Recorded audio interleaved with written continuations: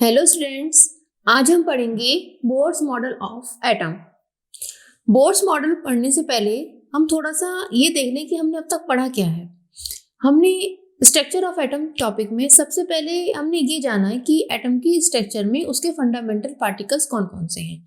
हमने जाना 3 fundamental particle से एक एटम मिलकर बना होता है, इलेक्ट्रॉन, प्रोटॉन, न्यूट्रॉन।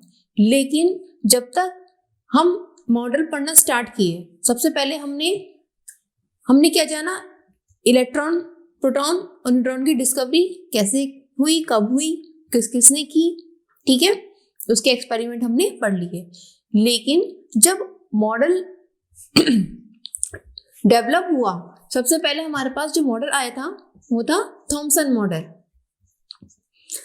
और उसके बाद जब आया, फिर आया रदरफोर्ड मॉडल। जब तक रदरफोर्ड मॉडल था तब तक न्यूट्रॉन की डिस्कवरी नहीं हुई थी। रदरफोर्ड मॉडल आ गया था, उसके बाद जाके कहीं न्यूट्रॉन की डिस्कवरी हुई है, ठीक है। तो जो थॉमसन मॉडल था, इस तरह से आप याद रखोगे तो ध्यान रहेगा कि जो थॉमसन मॉडल, रदरफोर्ड मॉडल था, तब तक न्यूट्रॉन की डिस्कवरी नहीं हुई थी। यानी कि वैज्ञानिकों को ये लगता था कि जो एटम बना हुआ है वो इलेक्ट्रॉन और प्रोटॉन से मिलकर बना हुआ है। अब कैसे इमेजिन किया थॉमसन ने? एक तरबूज की तरह इमेजिन कर लिया। जैसे एक तरबूज होता है, तरबूज में जो बीज होते हैं वो ब्लैक कलर की, वो डेट इज इलेक्ट्रॉन, और बाकी जो पूरा मास है डेट इज प्रोटॉन।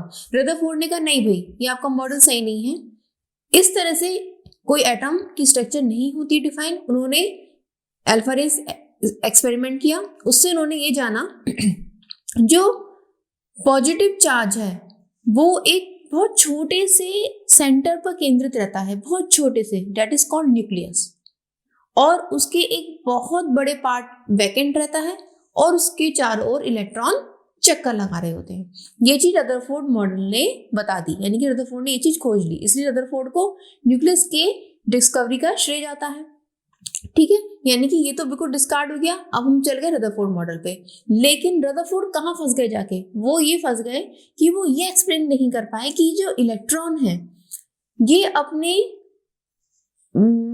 जो पाथ है उसी पर घूमता रहता है और स्टेबल रहता है। वो उसकी स्टेबिलिटी नहीं बता पाए। उनकी ड्रॉबैक्स में क्या आया कि धीरे धीरे इलेक्ट्रॉन अपनी एनर्जी को लूज करता जाएगा, करता जाएगा, करता जाएगा और करता जाएगा, और फाइनली एक दिन न्यूक्लियस में गिर जाएगा, ठीक है।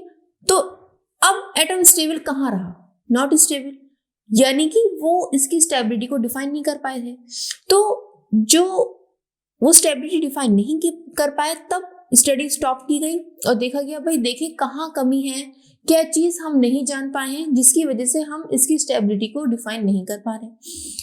तब ये देखा गया, क्योंकि तब तक वेव की डिस्कवरी हो चुकी थी, हाइगन ने कर दी थी वेव की डिस्कवरी, तो वेव के आधार पर एक एटम की स्ट्रक्चर को डिफाइन किया गया था, ठीक। लेकिन जो ये वेव्स होती हैं, that is electromagnetic waves, light है और इलेक्ट्रॉन वेव्स, ये भी एक वेव्स ही हैं। इन वेव्स में मास तो है। मास क्यों है? हमने पढ़ा है इलेक्ट्रॉन का मास होता है 9.1 × 10⁻³ किलोग्राम। ये इलेक्ट्रॉन का मास होता है। कुछ ना कुछ मास तो है ना, मास जीरो तो नहीं है ना। इट मीन्स जब मास है, इट मीन्स वो पार्टिकल है। मास मीन्स क्या? वो कुछ ना कुछ पार्टिकल है। मैटर में मास होता है, पार्टिकल है, उससे मास है, यानी कि इसमें पार्टिकल नेचर भी होगी। आपने ये इंक्लूड क्यों नहीं की पार्टिकल नेचर? इसको भी इंक्लूड कीजिए। जब पार्टिकल नेचर इंक्लूड की गई और देखा गया, एक्सपेरिमेंट हुए, और दूसरा रदरफोर्ड का जो एक और ड्रॉबैक था वो क्या था कि वो स्पेक्ट्रम डिसकंटिन्यूस होता है हाइड्रोजन का, ये एक्सप्लेन नहीं कर पाया। उन्होंने कहा कंटिन्यूस होता है, जबकि ऐसा होता नहीं है। एक्सपेरिमेंटली देखा गया तो स्पेक्ट्रम स्टडी किया गया। तो अभी हमने पीछे पढ़ा था dual nature of electromagnetic waves, उसमें हमने पार्टिकल नेचर और वेव नेचर दोनों को डिस्कस किया था, स्पेक्ट्रम को डिस्कस किया। तो ये सब वैज्ञानिकों ने जो डिस्कस किया, हमने उसको पढ़ा शॉर्ट में कि भाई जो पार्टिकल अगर है तो फोटो इलेक्ट्रिक इफेक्ट शो करेगा, पार्टिकल है तो ब्लैक बॉडी रेडिएशन भी होगा, पार्टिकल है तो उसमें क्या होगा, प्लैंक्स ने अपना रूल दिया था E = hν, प्लैंक्स कांस्टेंट आया था। अगर पार्टिकल है तो ये बिहेव शो करेगा, ठीक है। अब पार्टिकल और वेव नेचर दोनों प्रूफ हो गए। इलेक्ट्रॉन में दोनों क्वालिटीज होती हैं। अब जब दोनों क्वालिटीज हैं तो क्यों ना पार्टिकल के बेस पर एक मॉडल तैयार किया जाए। तो नील बोर्स आए। फिर कौन आए? Niels Bohr.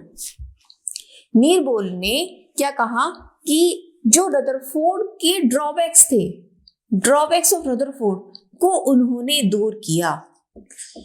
आप सोचो, ड्रॉबैक्स को उन्होंने दूर करके अपना एक नया मॉडल दिया जिसको नील बोर्स मॉडल के नाम से जाना जाता है। अच्छा, ये मॉडल आते कहाँ से हैं, इन्हें याद कैसे रखें?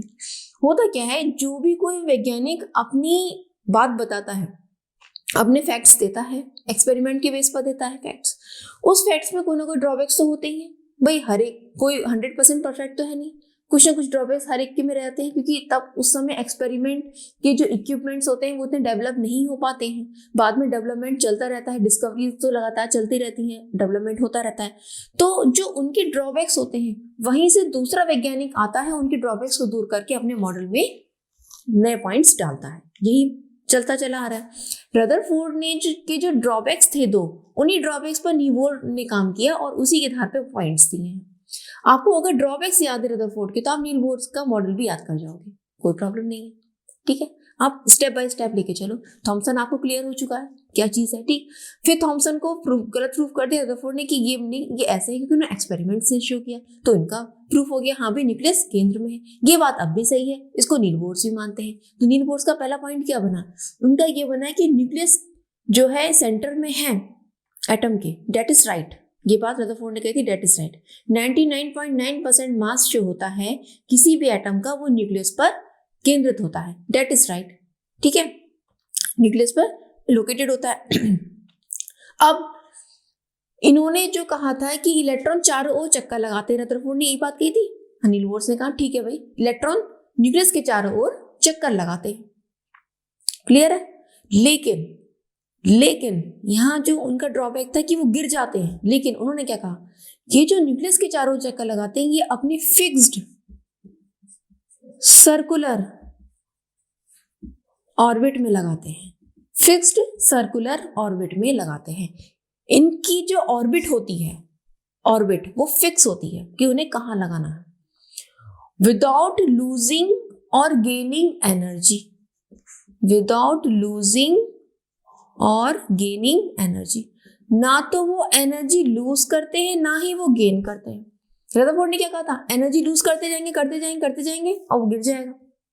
मैं स्टेबिलिटी एक्सप्लेन नहीं कर पाया क्योंकि मैक्सवेल ने बताया था, जब भी मूव करता है कोई भी इलेक्ट्रॉन सर्कुलर पाथ में, तो उसमें एक्सेलरेशन रहता है। एक्सेलरेशन रहने की वजह से वो कांस्टेंट वेलोसिटी से बिना एनर्जी को रिलीज किए मूव नहीं कर सकता, एनर्जी उसकी लगातार रिलीज होती रहेगी। लेकिन इस चीज को नील बोर्स ने डिस्क्राइब किया, नहीं भाई ऐसा नहीं होता है। इलेक्ट्रॉन न्यूक्लियस के चारों ओर फिक्स्ड सर्कुलर पाथ में मूव करता है, उसकी अपनी एक निश्चित सर्कुलर पाथ होता है, और उसमें ना तो कोई वो एनर्जी लूज करता है, ना ही वो गेन करता है, उसकी एनर्जी कंजर्व रहती है। ठीक है, अब उसका एक फिक्स एनर्जी लेवल होता है।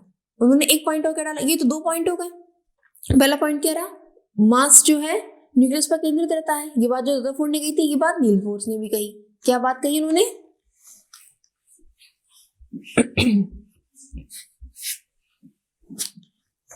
नील बोर्स ने क्या बात कही, जो मास है वो रहेगा न्यूक्लियस पे। ठीक है, अब दूसरी बात जो कही थी उन्होंने, फिक्स सर्कुलर पाथ में इन्होंने कहा था चारों ओर चक्कर लगाते हैं। लेकिन नील बोर्स ने क्या कहा, जो इलेक्ट्रॉन है मूव करते हैं फिक्स्ड सर्कुलर पाथ में।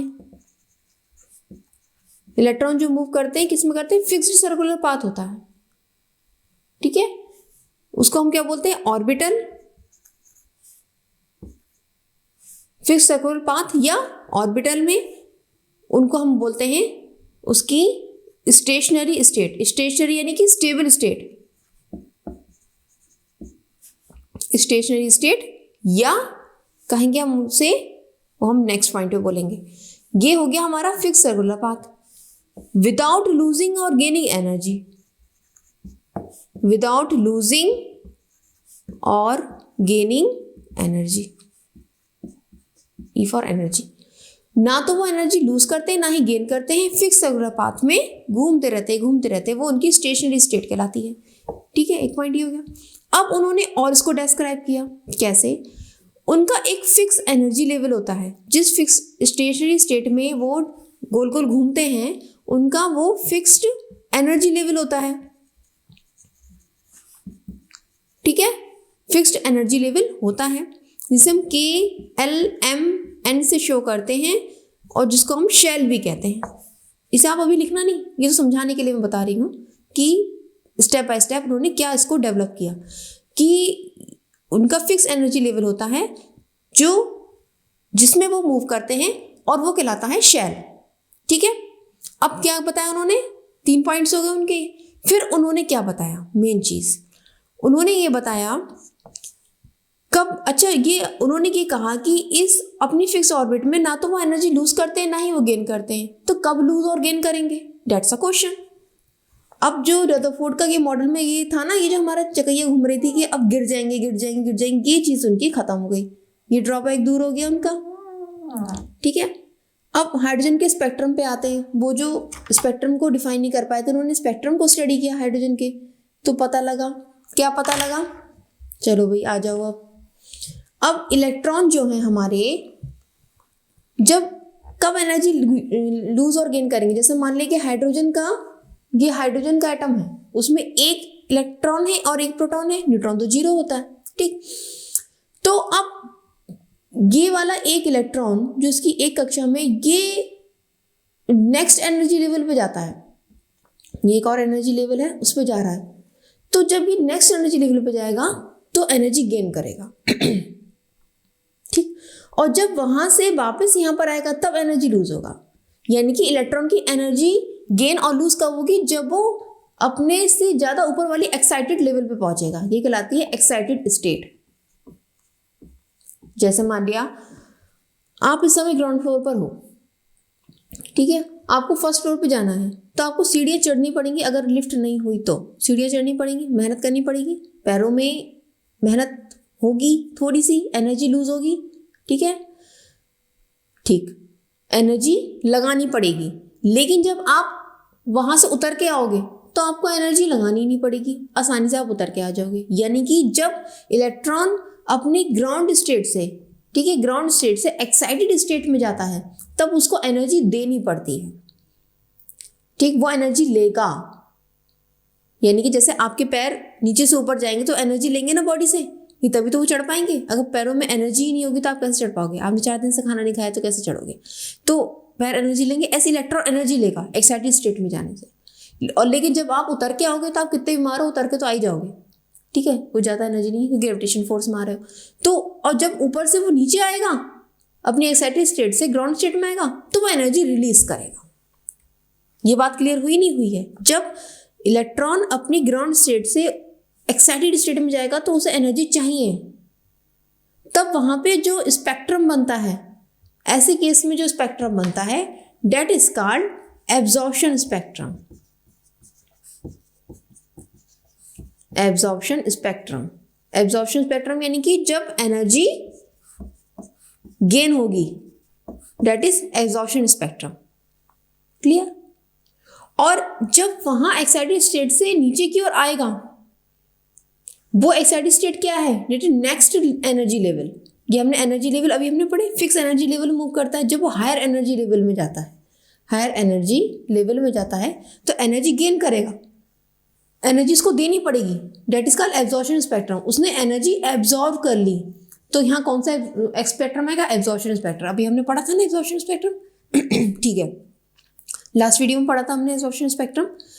आपको नहीं याद है तो मैं उसका जो है आपको शेयर कर दूंगी link, absorption spectrum that is this. अब वहां से जब ये वापस लौट कर आएगा तो इलेक्ट्रॉन जो है एनर्जी लूज करेगा, जब एक्साइटेड स्टेट से ग्राउंड स्टेट में आएगा तब बनेगा वो एमिशन स्पेक्ट्रम। एमिशन यानी कि एमिट करना, निकाल देना, एनर्जी को निकालेगा, तो ऐसे याद रख सकते हैं हम, that is called emission spectrum. Clear? तो ये हमारे कितने पॉइंट्स हो गए, 6 पॉइंट्स हो गए, 5 पॉइंट्स हो गए। क्लियर हो गई बात? इतना समझ में आया? क्या समझ में आया इसमें? रदरफोर्ड के ही मॉडल को उन्होंने थोड़ा डेवलप कर दिया, हम इस तरह समझ सकते हैं, पॉइंट वाइज समझ लो। बात क्लियर हो गई ना? ठीक है, अब नेक्स्ट पॉइंट आते हैं।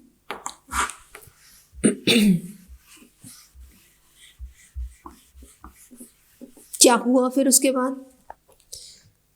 अब उन्होंने जो ये बात कही, अब ये तो आपको ये क्लियर हो गया कि इलेक्ट्रॉन कैसे स्टेबल होता है, उनकी जो स्टेबिलिटी का जो नहीं बता पा रहे थे, यहाँ स्टेबिलिटी उन्होंने डिफाइन कर दी। क्लियर है? एनर्जी फिक्स एनर्जी लेवल है, फिक्स सर्कुलर ऑर्बिट है। अगर एक्साइटेड स्टेट में जाएंगे तो एनर्जी एब्जॉर्ब करेंगे और लोअर ग्राउंड स्टेट में जाएंगे तो एनर्जी लूज करेंगे। क्लियर हो गई ये बात? अब उन्होंने एक बात तो कही थी, ये शेल्स कौन सी होंगी जिसपे वो मूव कर रहे हैं, ये हम कैसे डिफाइन करेंगे कि वो कौन कौन से पाथ पे मूव कर रहे हैं। ये थोड़ी ना कि जैसे माने न्यूक्लियस है, ये कभी यहाँ करिए, कभी यहाँ करिए, कभी ऐसे करिए, कभी वैसे करिए, हम जो मन में आए वो ड्रॉ कर दिए, ऐसे थोड़ी ना होता है। कोई ना कोई तो होगा उसका क्राइटेरिया। वो क्राइटेरिया भी इन्होंने बताया। जब अपनी बात वो ये कह रहे हैं कि फिक्स सर्कुलर ऑर्बिट में मूव करते हैं तो उस बात को प्रूव भी तो करेंगे। तो उन्होंने बताया जो वही सर्कुलर शेल पॉसिबल होती हैं जिनका एंगुलर मोमेंटम जो होता है, एंगुलर मोमेंटम क्या होता है, MBR।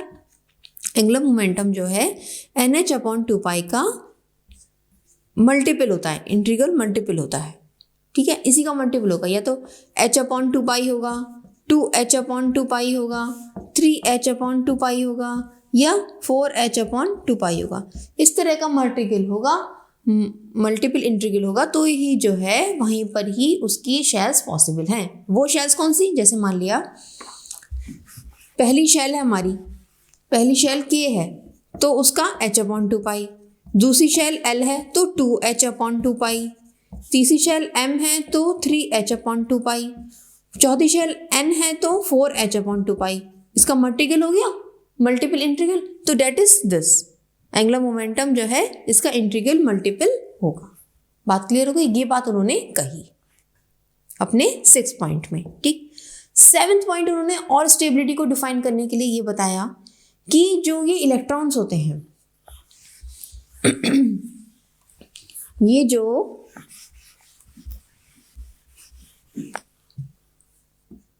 न्यूक्लियस के चारों जो ये इलेक्ट्रॉन्स होते हैं और मूव करते हैं, ये क्या करते हैं।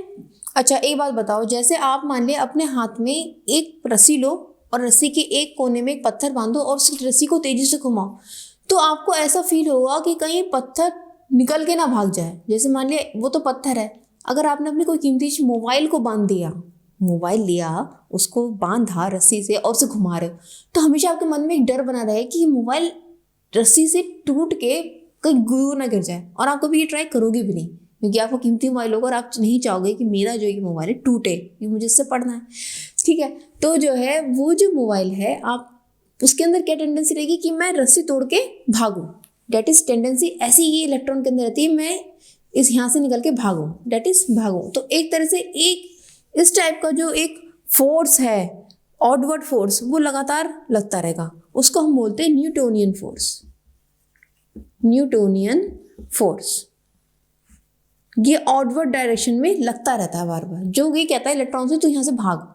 लेकिन जो एक फोर्स रहता है इनवर्ड डायरेक्शन में, वो कहलाता है कूलम्बिक फोर्स, क्योंकि फोर्स ऑफ अट्रैक्शन है, ये पॉजिटिव चार्ज न्यूक्लियस है, डेट इज नेगेटिव चार्ज।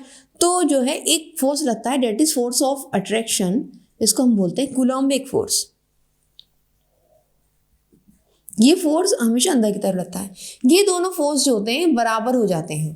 ये फोर्स क्या होते हैं, बराबर जाते हैं। Newtonic force becomes equal to Coulombic force. ये जब दोनों फोर्स बराबर हो जाते हैं तो क्या होता है, ये एटम स्टेबल हो जाता है। ये एटम स्टेबल हो जाता है, इसका इलेक्ट्रॉन स्टेबल हो जाता है और अपनी फिक्स सर्कुलर पाथ में घूमता रहता है। इस तरह से बोर्स मॉडल के 7 पॉइंट्स कंप्लीट हो जाते हैं आपके। और ये बोर्स मॉडल जो है आपने स्टेप बाय स्टेप पढ़ लिया। इस तरह से उन्होंने रदरफोर्ड मॉडल की जो ड्रॉबैक्स थी उनको दूर कर दिया।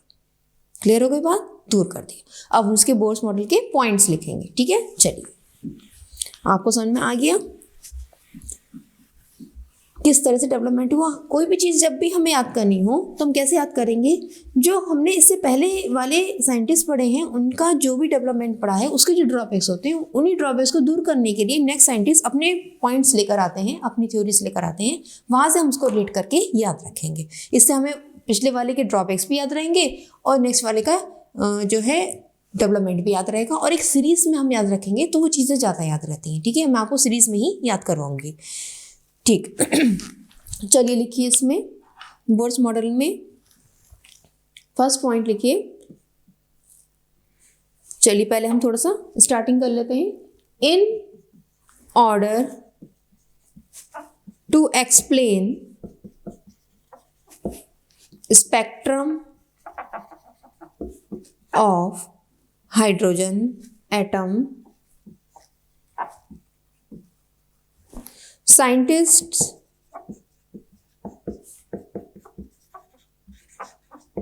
Niels Bohr developed this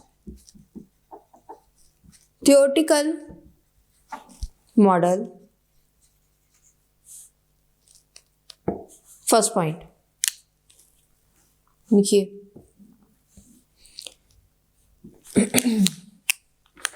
electrons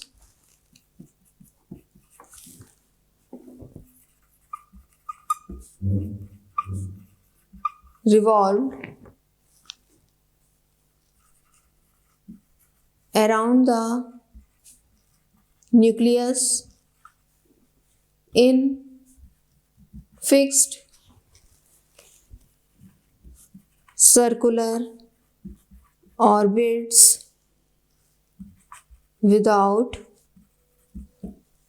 losing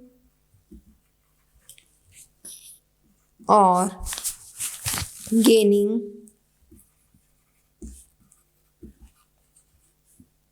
energy. These orbits are called shells or stationary state. बात क्लियर है? ठीक है. Next point, each stationery state associated with definite amount of energy called energy levels.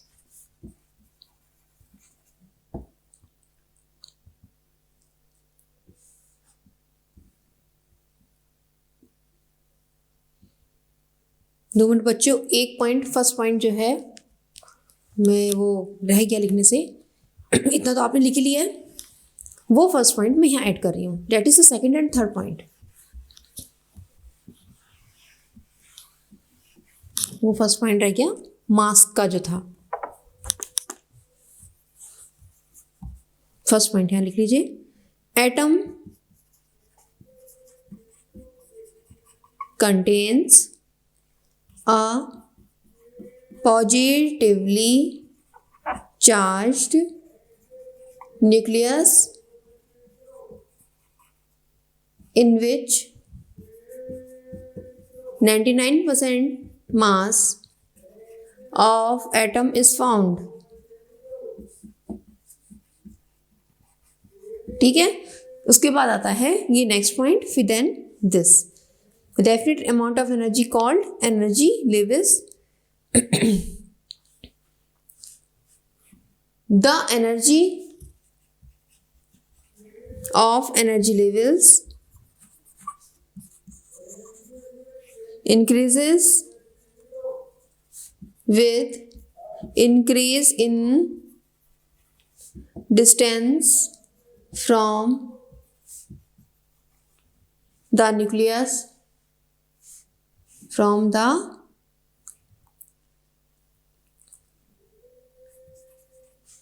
nucleus as K, L, M and so on. ठीक है, clear हो रहा है बिल्कुल?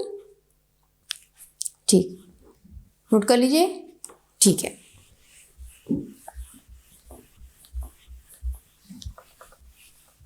अब नेक्स्ट चलते हैं. 3 पॉइंट्स हो गए हमारे. 4 point, when electron makes, electron मैंने शॉर्ट में लिखा है, आप फुल लिख सकते हैं, transition from lower shell to higher shell, it absorbs a fixed amount of energy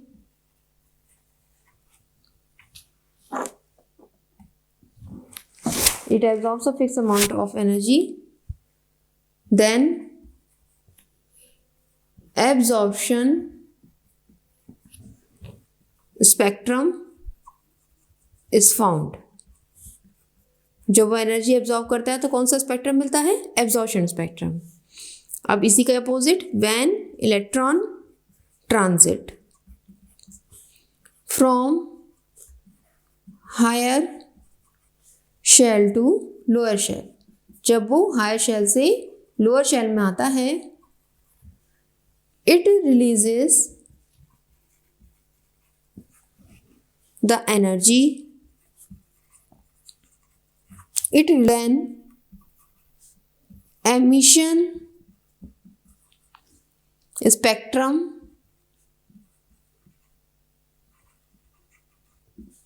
is found. तब क्या मिलता है? एमिशन स्पेक्ट्रम मिलता है. Next, only those circular shells are possible in which the angular momentum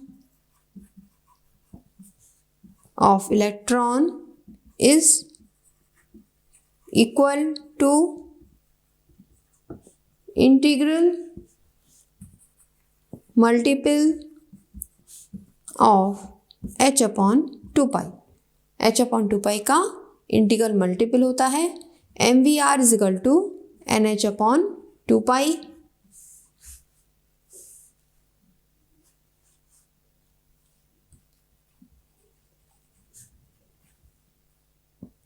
energy of electron directly proportional to radius of orbit.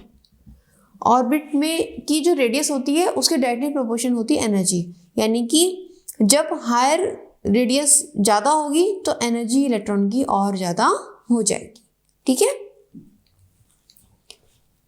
जैसे जैसे radius बढ़ती जाएगी इलेक्ट्रॉन की एनर्जी उस हायर रेडियस वाली शेल में ज़्यादा हो जाएगी. It means this. इतना लिख लिया आपने? ठीक, लास्ट पॉइंट तो बचा, उसे और नोट कर लीजिए. When electron revolves in these shells, it experiences force of attraction by nucleus in inward direction, but centrifugal force developed by circular motion of electron keeps electron away from nucleus, which makes the atom stable. ठीक है, यानी कि force of inward is equal to force of outward. बात clear हो गई? इसको हम आगे डिस्कस करेंगे जब एनर्जी लेवल्स की इक्वेशन हम डेवलप करेंगे तो यहीं से आएगी वो. ठीक है, अभी इसके लिए इतना ही काफ़ी है. तो ये आप हमारा हो गया बोर्स मॉडल.